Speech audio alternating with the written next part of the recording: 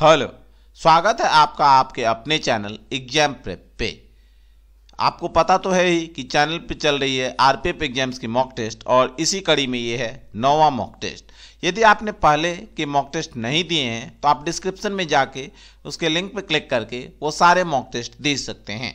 तो चलिए स्टार्ट करते हैं आज का ये मॉक टेस्ट, आप और हम एक साथ। लीजिए, पहला प्रश्न आ गया आपके सामने।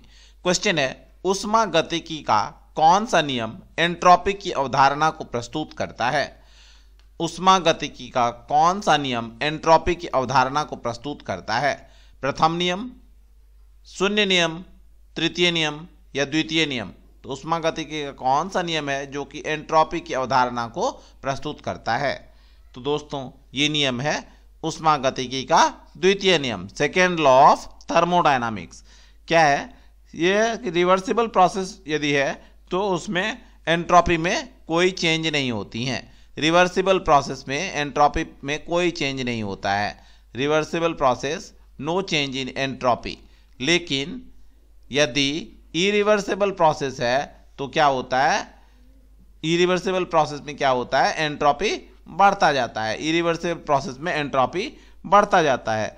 इसी प्रकार से यूनिवर्स जो है, हमारा जो ब्रह्मांड है, उसका एंट्रोपी हमेशा बढ़ते रहता है। ब्रह्मांड का एंट्रोपी क्या होता है? इंक्रीज करता है। ब्रह्मांड के जो एंट्रोपी हैं वो क्या होते हैं? इंक्रीज करते हैं। ठीक है, चलिए देखते हैं अब नेक्स्ट क्वेश्चन। अगला प्रश्न रहा ये आपके सामने। शहद का मुख्य घटक होता है ग्लूकोज, सुक्रोज, माल्टोज या फ्रक्टोज? शहद में, हनी में मुख्यतः क्या पाया जाता है? ये पूछा गया है आपसे। कमेंट करें आंसर आप लोग, ए, बी, सी या डी। क्या होगा सही उत्तर? शहद का मुख्य घटक क्या होता है? तो दोस्तों, शहद का जो मुख्य घटक होता है वो होता है फ्रक्टोज। क्या होता है? फ्रक्टोज। हनी के अलावा ये फलों में व फल के जूस में, फलों के रस जूस में पाए जाते हैं। क्या चीज? फ्रुक्टोज मेन रूप से पाए जाते हैं। ठीक है, चलिए देखते हैं अब अगला क्वेश्चन। नेक्स्ट क्वेश्चन ये रहा आपके सामने। चेचक के टीके की खोज किसने की थी? चेचक के टीके की खोज किसने की थी? Frederick Banting, Alexander Fleming, Edward Jenner या लुई पास्चर? क्या होगा इसका सही उत्तर दोस्तों? तो चेचक के टीके की खोज की गई थी किसके द्वारा? ये खोज की गई थी एडवर्ड जेनर के द्वारा। किसने की थी चेचक की टीके की खोज? एडवर्ड जेनर ने। कब की थी? 1796 ईस्वी में। 1796 ईस्वी में एडवर्ड जेनर ने चेचक की टीके की खोज की थी। देखते हैं अगला प्रश्न। अब क्वेश्चन है, अमर्त्य सेन को किस वर्ष में अर्थशास्त्र में नोबेल पुरस्कार मिला? किस वर्ष अर्थशास्त्र में नोबेल पुरस्कार मिला अमर्त्य सेन को? ये बताना है। 1997, 1998, 1999 या 1996? क्या होगा सही उत्तर इसका? बताइए, ए, बी, सी या डी? तो अमर्त्य सेन को नोबेल पुरस्कार मिला था 1998 ईस्वी में। किस लिए मिला था? Welfare economics. Welfare economics, welfare economics में कार्य के लिए, उनके योगदान के लिए उन्हें ये नोबेल पुरस्कार दिया गया था। एंड सोशल चॉइस थ्योरी, और क्या दिया था इन्होंने? सोशल चॉइस थ्योरी दिया था वेलफेयर इकोनॉमिक्स के अधीन। तो इसीलिए इन्हें क्या मिला था? Social choice theory. तो इसी के लिए इन्हें नोबेल पुरस्कार दिया गया था 1998 ईस्वी में। अगला क्वेश्चन ये रहा, निम्न में से कौन सी सदिश राशि है? निम्न में से कौन सी सदिश राशि है? धारा, ऊर्जा, विस्थापन या दाब? बताइए क्या होगा सही उत्तर? ए, बी, सी या डी? तो इनमें से जो सदिश राशि है वो क्या है? धारा? नहीं, धारा सदिश राशि नहीं है, धारा अदिश राशि है। क्यों है अदिश राशि? इसमें द्रव्यमान और दिशा तो होती है, लेकिन ये वेक्टर्स लॉ ऑफ पैरेललोग्राम को फॉलो नहीं करती है। वेक्टर्स लॉ ऑफ पैरेललोग्राम जो है उसे ये फॉलो नहीं करती है। तो ये सदिश राशि ना होके क्या है? अदिश राशि। वेक्टर्स लॉ ऑफ पैरेललोग्राम, सदिश राशि का समानांतर चतुर्भुज का नियम, उसको ये फॉलो नहीं करती है, तो ये अदिश राशि है। तो सदिश कौन सी है? सदिश है यहाँ पे विस्थापन, डिस्प्लेसमेंट। डिस्प्लेसमेंट जो है विस्थापन, वो सदिश राशि है। अगला क्वेश्चन ये रहा, अर्थव्यवस्था की भाषा में गिल्ट बाजार क्या है? अर्थव्यवस्था की भाषा में गिल्ट बाजार क्या है? गिल्ट मार्केट, ये बताने हैं आपको। बताइए क्या होता है। तो जो सही उत्तर होगा वो क्या होगा, सुरक्षित प्रतिभूतियों का जो बाजार है वो कहलाता है गिल्ट बाजार। गिल्ट बाजार कहलाता है। इसमें क्या होता है, सरकारी प्रतिभूतियां जिसमें कि कम रिस्क हो, सरकारी प्रतिभूतियों का क्रय विक्रय होता है, का लेन देन होता है।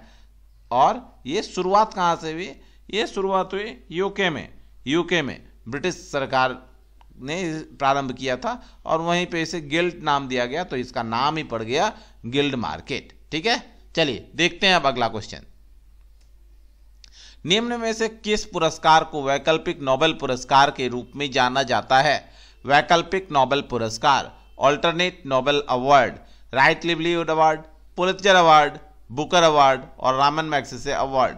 किसे जाना जाता है ऑल्टरनेट नोबेल अवार्ड के रूप में, वैकल्पिक नोबेल पुरस्कार किसे जाना जाता है इनमें से, तो वो अवार्ड है right livelihood awards. Right livelihood award कब से दिया जा रहा है ये, तो ये 1980 ईस्वी से दिया जा रहा है। 1980 से ये अवार्ड दिए जा रहे हैं। क्यों दिया जाता है, जो भी मोस्ट चैलेंजिंग अर्जेंट और मोस्ट चैलेंजिंग प्रॉब्लम जो होते हैं उसके प्रैक्टिकल सॉल्यूशन देने के लिए ये अवार्ड दिया जाता है। अर्जेंट चैलेंजेज जो होते हैं, अर्जेंट चैलेंजेज, उसके प्रैक्टिकल सॉल्यूशन के लिए ये अवार्ड दिया जाता है। प्रैक्टिकल सॉल्यूशन जो होते हैं और बहुत अच्छे सॉल्यूशन होते हैं उसके लिए दिया जाता है क्या, राइट लाइवलीहुड अवार्ड। चलिए देखते हैं अब अगला क्वेश्चन। नेक्स्ट क्वेश्चन है, प्रसिद्ध प्रयाग प्रशस्ति का लेखक कौन था।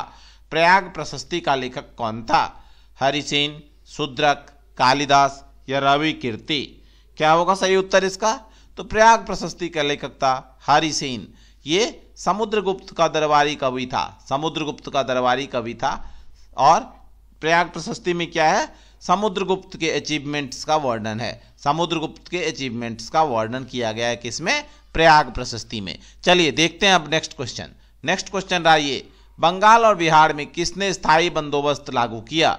बंगाल और बिहार में किसने स्थायी बंदोबस्त लागू किया, Warren Hastings, Lord Cornwallis, Lord Wellesley या लॉर्ड डलहौजी।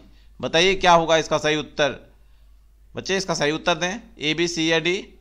तो बंगाल और बिहार में जिसने स्थायी बंदोबस्त अर्थात परमानेंट सेटलमेंट लागू किया वो कौन थे, वो थे कौन, लॉर्ड वेलेस्ली। बताइए, नहीं लॉर्ड वेलेस्ली नहीं थे, कौन थे, लॉर्ड डलहौजी। डलहौजी भी नहीं थे, ये थे लॉर्ड कॉर्नवालिस। कौन थे, लॉर्ड कॉर्नवालिस।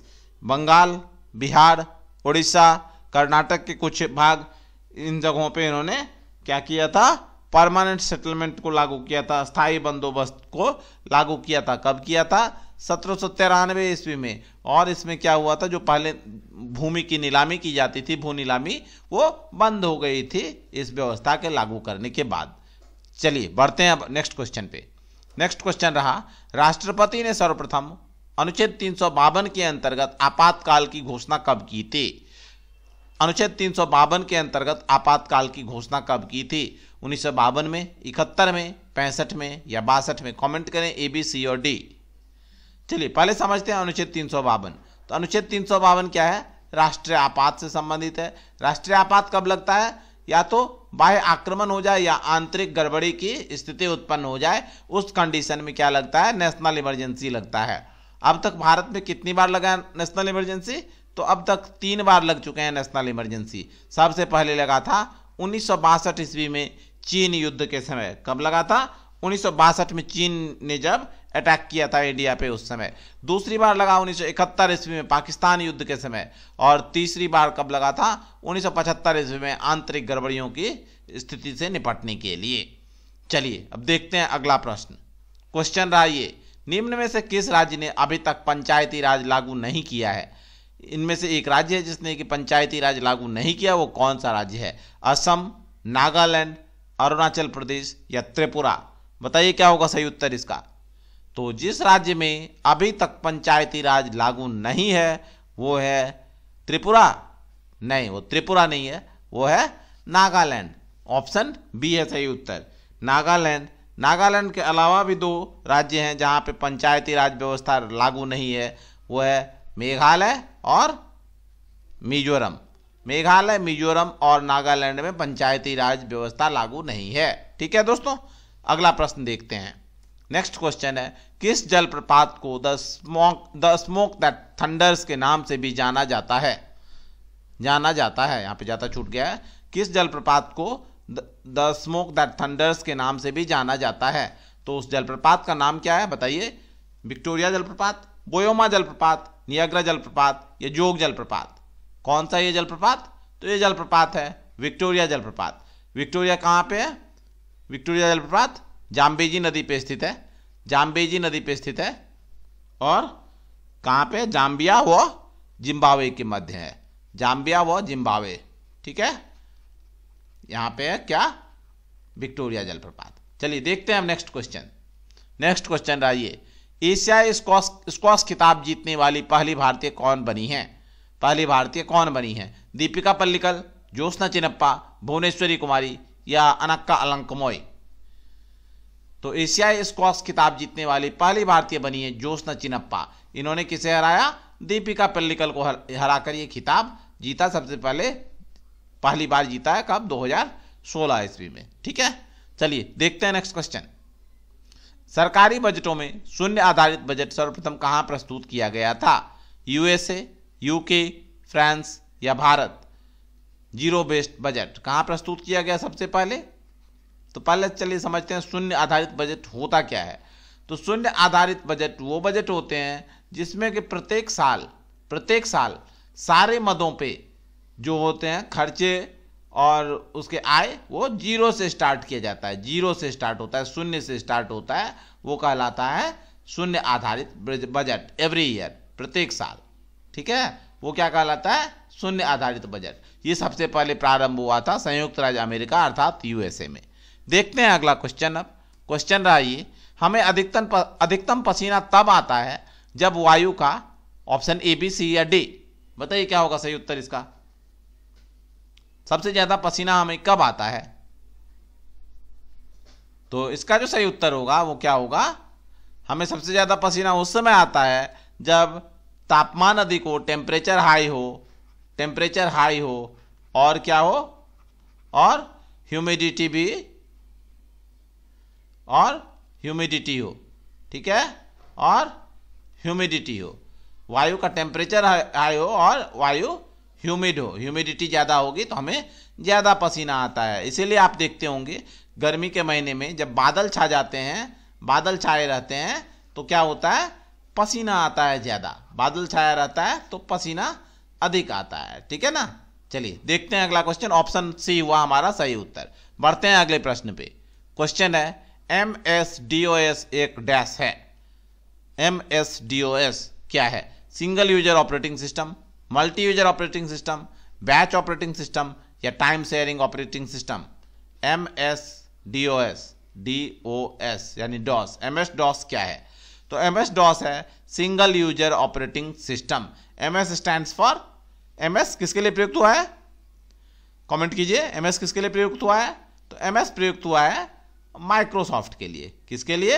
माइक्रोसॉफ्ट के लिए प्रयुक्त होता है MS, Microsoft data operating system, ये है नाम, ठीक है। बढ़ते हैं अगले क्वेश्चन पे। अब my journey transforming dreams into actions पुस्तक के लेखक कौन है? My journey transforming dreams into actions पुस्तक के लेखक कौन है? राजीव गांधी, APJ अब्दुल कलाम, जवाहरलाल नेहरू या महात्मा गांधी? कौन है इस पुस्तक के लेखक? तो इस पुस्तक के लेखक हैं APJ Abdul Kalam. Doctor APJ Abdul Kalam की ये क्या है? जीवनी है, लाइफ स्टोरी है, उनकी लाइफ स्टोरी है ये। अगला प्रश्न देखते हैं। विश्व स्वास्थ्य संगठन के वर्तमान में महानिदेशक कौन है? विश्व स्वास्थ्य संगठन के वर्तमान में महानिदेशक कौन है? Tedros Ghebreyesus, Jim Yong Kim, Alan Greenspan या फिर मार्गरेट चान? तो WHO के DG पूछे गए हैं आपसे। कौन बने हैं WHO के DG? तो WHO के DG हैं टेड्रस घेब्रेयेसस। टेड्रस घेब्रेयेसस किस देश के हैं? ये इथियोपिया के हैं। इथियोपिया के हैं, ये बने हैं WHO के DG। इनसे पहले थे मार्गरेट चान, ठीक है। बढ़ते हैं अब अगले प्रश्न पे। कण्व राजवंश का संस्थापक कौन था? कण्व राजवंश का संस्थापक पूछा गया आपसे। कमेंट कीजिए A, B, C या D। सुशर्मन, परांतक, वासुदेव या वसुमित्र? कौन था कण्व राजवंश का संस्थापक? Founder of Kanva dynasty. तो वासुदेव जो है ये थे कण्व राजवंश के संस्थापक। कण्व राजवंश का संस्थापक कौन था? वासुदेव कण्व। ये क्या था? देवभूति जो था वो अंतिम शुंग शासक था। अंतिम शुंग शासक था देवभूति, उसका ये क्या था? अमात्य था। अंतिम शुंग शासक देवभूति था, उसका अमात्य था, और इसने स्थापना की किसकी? कण्व राजवंश की नींव रखी। अगला क्वेश्चन देखते हैं अब। नेक्स्ट क्वेश्चन है, डोलड्रम पेटी की सामान्य स्थिति कहाँ होती है? डोलड्रम पेटी की सामान्य स्थिति कहाँ पाई जाती है? तो ऑप्शन है आपके सामने, भूमध्य रेखा के निकट, ध्रुवीय क्षेत्रों के निकट, कर्क रेखा पर या मकर रेखा पर। तो डोलड्रम पेटी की सामान्य स्थिति कहाँ पाई जाती है? ये पाई जाती है भूमध्य रेखा के निकट। भूमध्य रेखा के निकट, इसीलिए इसे क्या कहते हैं? विषुवतीय शांत प्रदेश के नाम से भी जाना जाता है। विषुवतीय शांत प्रदेश के नाम से ये फेमस है। ठीक है, देखते हैं अगला क्वेश्चन अब।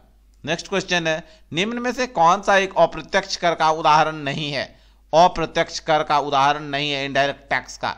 बिक्री कर, उत्पाद शुल्क, सीमा शुल्क या संपत्ति कर। बताइए क्या होगा सही उत्तर जो कि इनडायरेक्ट टैक्स नहीं है? तो इसमें से जो संपत्ति कर हैं वो इनडायरेक्ट टैक्स नहीं है, वो डायरेक्ट टैक्स हैं जो कि संपत्ति पे लगाए जाते हैं। 30 लाख से अधिक की संपत्ति पे ये कर लगाए जाते हैं। अगला क्वेश्चन देखते हैं, बांदीपुर नेशनल पार्क कहाँ स्थित है? बांदीपुर नेशनल पार्क कहाँ स्थित है? मध्य प्रदेश, कर्नाटक, महाराष्ट्र या उत्तर प्रदेश? क्या होगा सही उत्तर? ए, बी, सी और डी। तो बांदीपुर नेशनल पार्क स्थित है दोस्तों किस राज्य में? कर्नाटक में स्थित है। कर्नाटक में स्थित है। 874 किलोमीटर क्षेत्र में ये फैला हुआ है। पहले ये मैसूर राजाओं का क्या होता था? आखेट क्षेत्र हुआ करता था। मैसूर राजाओं का आखेट क्षेत्र हुआ करता था, लेकिन राजवंश तो खत्म हो गई, तो अब ये क्या है? नेशनल पार्क है। यहाँ पे टाइगर काफ़ी मात्रा में पाए जाते हैं, बाघ काफ़ी मात्रा में पाए जाते हैं। बाघों के लिए यह संरक्षित है, टाइगर रिजर्व है। अगला क्वेश्चन है, किस ईंधन का कैलोरी मान अधिकतम होता है? नीचे कुछ ईंधन के नाम दिए गए हैं, आपको बताने हैं कि किसका कैलोरी मान इनमें से अधिकतम होता है। ऑप्शन है आपके सामने कौन कौन से? चारकोल, केरोसिन, लकड़ी या गाय का गोबर। किसका होगा कैलोरी मान सबसे अधिक? तो सबसे अधिक कैलोरी मान होता है बच्चे केरोसिन का। किसका? केरोसिन का। इन चारों में सबसे ज्यादा होता है इसका मान, और ये होता है डीजल के कैलोरिक मान के लगभग बराबर। डीजल के कैलोरिक मान के बराबर होता है ये केरोसिन का कैलोरिक मान। बाकी के कैलोरिक मान जो है वो केरोसिन की अपेक्षाकृत काफी कम होते हैं। नेक्स्ट क्वेश्चन देखते हैं अब। अगला क्वेश्चन है, दुनिया के मीठे पानी का कितना प्रतिशत बर्फ के रूप में जमा हुआ है? मीठे पानी का कितना प्रतिशत बर्फ के रूप में जमा हुआ है ये बताना है आपको। 50, 30, 70 या 90%? कॉमेंट कीजिए फटाफट से ए, बी, सी और डी। तो मीठे पानी का जो भाग बर्फ के रूप में जमा हुआ है वो है लगभग 70%। ऑप्शन सी है सही उत्तर। बढ़ते हैं अगले प्रश्न पे। आप क्वेश्चन है, संयुक्त अरब अमीरात की मुद्रा क्या है? संयुक्त अरब अमीरात की मुद्रा क्या है? रियाल, दिनार, दिरहम या क्यात? कमेंट करें आंसर क्या होगा। तो संयुक्त अरब अमीरात की जो मुद्रा है उसका नाम है दिरहम, और ये है लगभग कितने? 19 रुपये के बराबर। लगभग 19 रुपये के बराबर है आज की तारीख में। ठीक है ना। रियाल कहाँ की मुद्रा है? रियाल है सऊदी अरब की मुद्रा। सऊदी अरब की मुद्रा। और दिनार कहाँ की है? दिनार 6-7 देशों की है। कुवैत हो गए, बहरीन हो गए इत्यादि देशों की ये मुद्रा है। और क्यात कहाँ की है? क्यात है कहाँ की मुद्रा? थाईलैंड की है क्यात। एक बार आप लोग ये कंफर्म कर लें, क्यात थाईलैंड की ये मुद्रा है। ठीक है, चलिए देखते हैं अब अगला प्रश्न। वॉलीबॉल में प्रत्येक टीम में खिलाड़ियों की संख्या कितनी होती है? 5, 6, 7 या 9? कमेंट कीजिए सही आंसर ए, बी, सी और डी। वॉलीबॉल में प्रत्येक टीम में खिलाड़ियों की संख्या बतानी है आपको। क्या होगा सही उत्तर? तो बच्चे वॉलीबॉल के प्रत्येक टीम में 6 खिलाड़ी पाए जाते हैं, 6 खिलाड़ी होते हैं। ठीक है, अगला प्रश्न देखते हैं अब। रोमानिया की राजधानी क्या है? रोमानिया की राजधानी बताने हैं आपको। बुखारेस्ट, बुडापेस्ट, ताशकंद या अदिस अबाबा? तो रोमानिया की राजधानी क्या है? बच्चे रोमानिया की राजधानी है बुखारेस्ट, याद कर लें इसे, क्योंकि राजधानी संबंधित प्रश्न तो पूछे ही जा रहे हैं। बुडापेस्ट कहाँ की राजधानी है? बुडापेस्ट है हंगरी की राजधानी। ताशकंद कहाँ की है? कमेंट कीजिए, ताशकंद कहाँ की राजधानी है?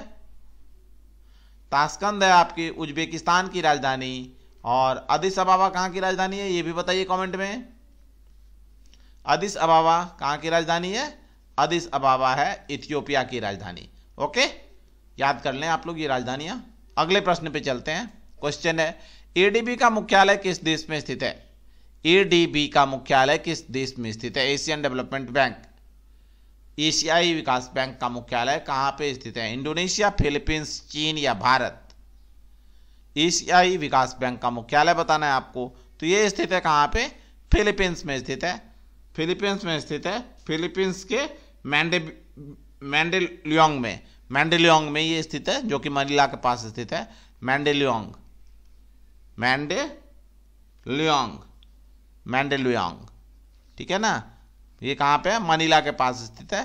तो फिलीपींस में है एडीबी का मुख्यालय। अगला प्रश्न है, हल्दी का खाने योग्य भाग कौन सा है? हल्दी का खाने योग्य भाग कौन सा है? पुष्प, राइजोम, फल या उपर्युक्त सभी? हल्दी का जो हम भाग खाते हैं वो क्या है? वो है राइजोम। ऑप्शन बी है सही उत्तर। अगला प्रश्न देखते हैं, प्रथम पंचवर्षीय योजना किस वर्ष प्रारंभ हुई थी? प्रथम पंचवर्षीय योजना किस वर्ष प्रारंभ हुई थी? 1947, 1950, 1951 या 1952? कब हुई थी प्रथम पंचवर्षीय योजना प्रारंभ? ये बताने हैं आपको। तो ये थी आधारित थी हेरोड डोमर मॉडल पे। हेरोड डोमर मॉडल कब हुई थी प्रारंभ? बताइए। तो ये योजना प्रारंभ हुई थी कब? सन 1951 ईस्वी में, 1 अप्रैल 1951 ईस्वी को, और 51 से 56 ईस्वी तक चली थी ये योजना। इसमें प्राथमिकता किस क्षेत्र को दी गई थी? कृषि क्षेत्र पे प्राथमिकता दी गई थी और ये योजना सफल रही थी। तो ये थे आज के मॉक टेस्ट के क्वेश्चंस, जो कि आरपीएफ एग्जाम्स में पूछे जा सकते हैं। यदि आपको वीडियो अच्छा लगा तो लाइक बनता है, वीडियो पे लाइक करें वीडियो को, और लाइक करने के बाद से अपने विभिन्न ग्रुप्स में शेयर करें और चैनल को सब्सक्राइब कर लें, क्योंकि यहाँ पे चल रही है डेली बेसिस पे 3 वीडियोज। सुबह के 7 बजे टॉपिक वीडियोज, सुबह के 11 बजे आईबी के क्रैश कोर्स की वीडियो, और शाम के 7 बजे आरपीएफ एग्जाम्स के मॉक टेस्ट के वीडियो। धन्यवाद दोस्तों, मिलते हैं अगले वीडियो में। धन्यवाद।